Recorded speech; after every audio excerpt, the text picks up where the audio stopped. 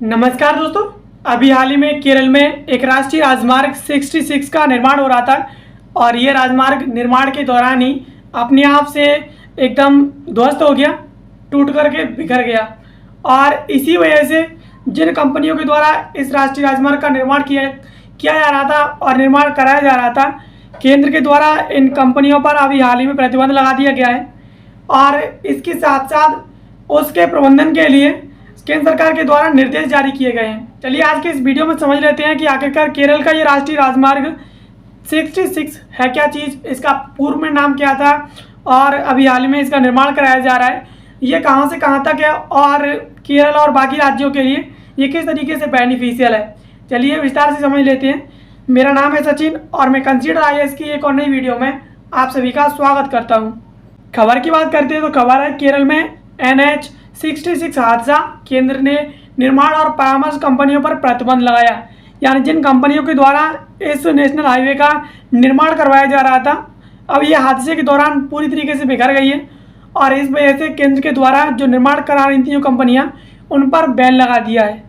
अब घटना क्या है उसे समझते हैं। तो केरल के मल्लापुरम जिले में 19 मई 2025 को राष्ट्रीय राजमार्ग 66 यानी नेशनल हाईवे 66 के निर्माणाधीन हिस्से में एक बड़ा हादसा हुआ है। इसमें जो रिटेनिंग वॉल थी और इसके साथ साथ जो सर्विस रोड थी वो ढह गई है और इस दुर्घटना में 7 लोग घायल हुए हैं। इसके साथ साथ 4 वाहन क्षतिग्रस्त हो गए हैं। यानी अभी हाल ही में 19 मई को केरल के मल्लापुरम जिले में एक राष्ट्रीय राजमार्ग 66 का निर्माण किया जा रहा था और उसके दौरान उसमें एक बहुत बड़ा हादसा हो गया और इस हादसे में उसकी रिटेनिंग वॉल के साथ साथ एक सर्विस रोड पूरी तरीके से ढह गई और इसमें 6 से 7 लोग इसमें घायल हो गए और चार के करीबन इसमें वाहन क्षतिग्रस्त हो गए। अब स्थानीय लोगों के द्वारा निर्माण कार्य में लापरवाही और असुरक्षित तकनीकों के उपयोग का आरोप लगाया है।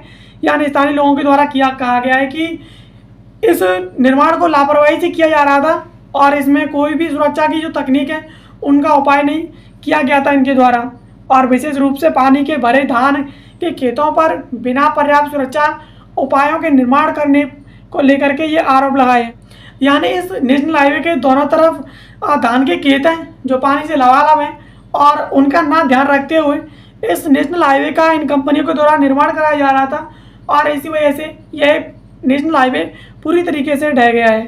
अब केंद्र के द्वारा इसमें कार्रवाई भी की गई है। इस हादसे के बाद केंद्रीय सड़क परिवहन और राजमार्ग मंत्रालय के द्वारा जो कंपनी इसका निर्माण कर रही थी KNR कंस्ट्रक्शन और इसके साथ साथ जो परामर्शदाता कंपनी थी हाईवे इंजीनियरिंग कंसल्टेंट यानी HEC, सभी वर्तमान और भविष्य की परियोजनाओं के लिए बोली लगाने से प्रतिबंध लगा दिया है। यानी इन पर भविष्य में कोई भी परियोजना इनको नहीं सौंपी जाएगी और ना ही इनसे कोई काम करवाया जाएगा। इसको लेकर के इन पर पूरी तरीके से प्रतिबंध लगा दिया है। अब प्रारंभिक जांच में पाया गया है कि जमीन की स्थिति की पुष्टि में लापरवाही और अपर्याप्त ग्राउंड बियरिंग क्षमता के कारण यह विफलता आई है। यानी जमीन की जाँच नहीं की गई थी इनके द्वारा और बिना जांच के लापरवाही के द्वारा ये सब किया गया था। इसके कारण ये प्रोजेक्ट विफल रहा है और परियोजना प्रबंधक और परामर्श टीम के प्रमुख को निलंबित कर दिया है। यानी जिसके द्वारा इस परियोजना को प्रबंधित किया जा रहा था और जो परामर्शदाता टीम का जो प्रमुख था उसके द्वारा जिसे पूरी तरीके से ऑपरेट किया जा रहा था उसे निलंबित कर दिया है।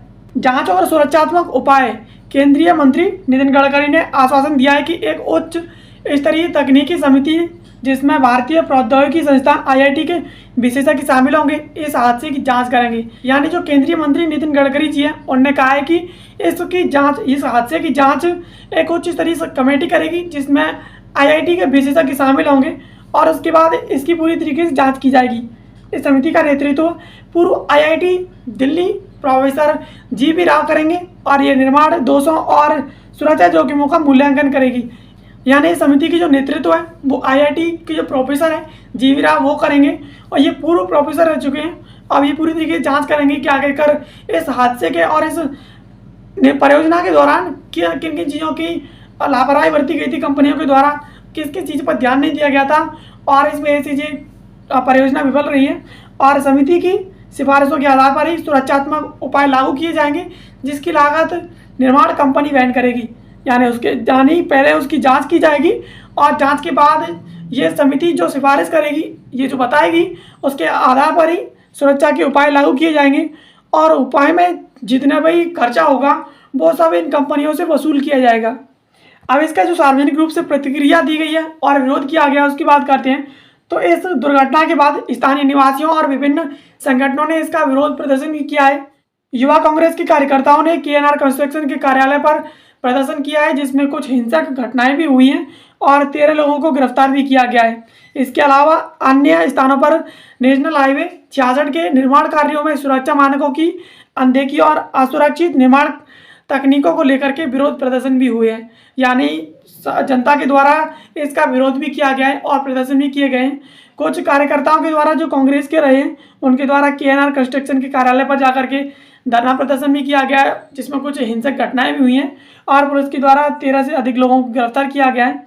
और अन्य जगहों पर भी इसको लेकर के इसमें जिस तरीके से सुरक्षा मानकों को ध्यान में नहीं रखा गया है, अनदेखी की गई है, उन सभी को देखते हुए इसके खिलाफ विरोध प्रदर्शन किए गए हैं। अब नेशनल हाईवे 66 की इस दुर्घटना ने निर्माण परियोजना में सुरक्षा मानकों और गुणवत्ता नियंत्रण की आवश्यकता को उजागर कर दिया है।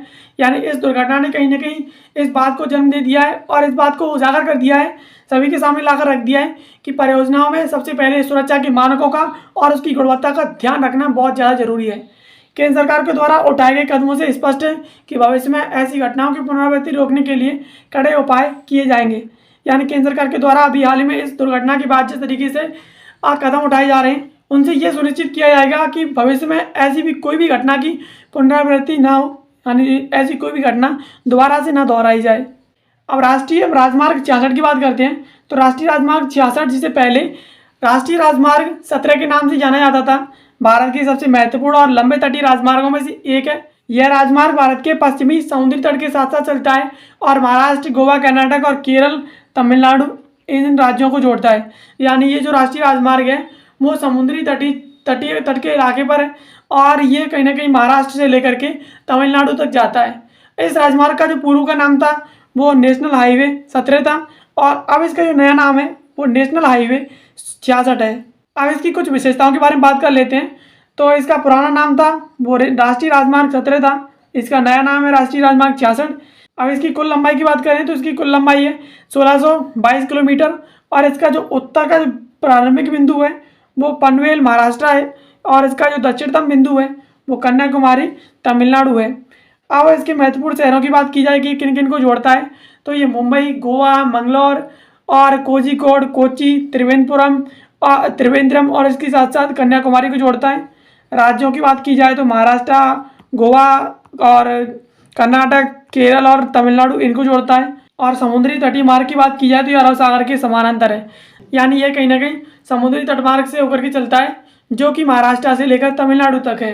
अब इसके महत्व की बात की जाए तो ये मार्ग पश्चिमी भारत के समुद्री किनारों से जुड़े शहरों के लिए आर्थिक, सामरिक और पर्यटन की दृष्टि से बहुत ही ज़्यादा महत्वपूर्ण है। यह कोच्चि पोर्ट, मंगलोर पोर्ट और मुंबई पोर्ट जैसे बंदरगाहों तक आसान पहुंच प्रदान करता है और यह मार्ग तटीय क्षेत्रों के मछली पालन और इसके साथ साथ व्यापार, पर्यटन को भी बढ़ावा देता है। यानी ये राजमार्ग कहीं ना कहीं जो पश्चिमी भारत है उनके लिए समुद्री किनारों पर उनके शहरों को आर्थिक और सामरिक और पर्यटन दृष्टिकोण से उनके लिए बहुत ही ज़्यादा महत्वपूर्ण है। और इसके साथ साथ जो बंदरगाह हैं जैसे कि कोच्चि बंदरगाह हो गया, मंगलोर बंदरगाह हो गया और मुंबई बंदरगाह हो गया, इन सभी तक आसान पहुंच प्रदान करता है और इसके साथ साथ तटीय क्षेत्रों में मछली पालन, व्यापार और पर्यटन को बहुत ही ज़्यादा इम्प्रूव करता है, यानी इसे बढ़ाता है। अब इसकी वर्तमान स्थिति की बात की जाए तो राष्ट्रीय राजमार्ग 66 का 4 लेन और 6 लेन में विस्तार का जो कार्य है वो प्रगति पर है, लेकिन भूगर्भीय चुनौतियों और भूमि अधिग्रहण और मानव निर्मित बाधाएं इसे प्रभावित कर रही हैं, जिसमें केरल के मल्लापुरम जिले में अभी हाल ही में ये हादसा हुआ है। ये इसका बहुत बड़ा उदाहरण है। यानी कहीं ना कहीं ये इसका दोबारा से निर्माण किया जा रहा है, 4 लेन और 6 लेन तक इसका विस्तार किया जा रहा है और इसमें कहीं ना कहीं मानवकृत जो बाधाएं वो बहुत ज़्यादा इसे प्रभावित कर रही हैं। और इसका कहीं ना कहीं हमने एक उदाहरण भी देखा है जो हमने मल्लापुरम राज्य में केरल के में देखा है, जिसमें अभी हाल ही में हादसा हुआ है और हादसे के बाद सड़क पूरी तरीके से क्षतिग्रस्त हो गई है। और दोस्तों ये मेरा इंस्टाग्राम अकाउंट है, इसको फॉलो करके आप इसके जरिए मेरे से कोई भी क्वेश्चन या क्वेरी पूछ सकते हैं। और इसके साथ साथ अगर आपको एग्ज़ाम रिलेटेड कोई गाइडेंस चाहिए तो उसके लिए भी आप मेरे को बेझिझक पूछ सकते हैं। बाकी बने रहिए मेरे साथ। वीडियो देखने के लिए आप सभी का बहुत बहुत धन्यवाद।